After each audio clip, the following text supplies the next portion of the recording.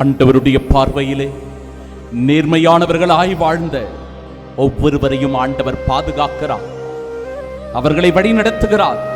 அவர்களுக்கு எந்த தீங்கும் பொல்லாப்பும் நேரிடாமல் தன்னுடைய சிறகின் நிழலில் அவர்களை பாதுகாக்கிறார். ஆமென். அன்பு சகோதர சகோதரிகளே, ஆண்டவருடைய பார்வையிலே நேர்மையாக விளங்கிய நோவாவின் குடும்பத்தை ஆண்டவர் பாதுகாக்கிறார். தொடக்க நூல் புத்தகம் 7வது அதிகாரம் 1வது இறைவார்த்தையில் அப்பொழுது ஆண்டவர் நோவாவிற்கு கூறியது, நீ உன் குடும்பத்தார் அனைவரோடும் பேழைக்குள் செல், ஏனெனில் இத்தலைமுறையில் உன்னையே நான் நேர்மையானவராக காண்கிறேன் என்று சொல்லி அந்த பேழைக்குள் ஒரு பாதுகாப்பை, அந்த பேழைக்குள் தன்னுடைய வாழ்நாளை இன்னும் அதிகமாக நீட்டிக்கக்கூடிய ஆசீர்வாதத்தை ஆண்டவர் தருகிறார்.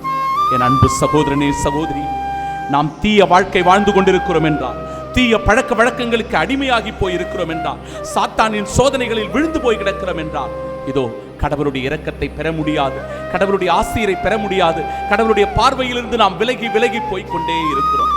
நோவாவின் குடும்பத்தை போல நேர்மை உள்ளவர்களாக, நம்பிக்கையில் சிறந்தவர்களாக, விசுவாசத்தோடு வாழ்கிற போது கடவுள் எப்படி நோவாவின் குடும்பத்தை அற்புதமாய் அந்த பேழைக்குள் பாதுகாத்தாரோ, அப்படி உன்னையும் என்னையும் அந்த ஆண்டவர் தன்னுடைய சேட்டைக்குள், தன்னுடைய அந்த பேழைக்குள் பத்திரமாய் பாதுகாக்கிறார்.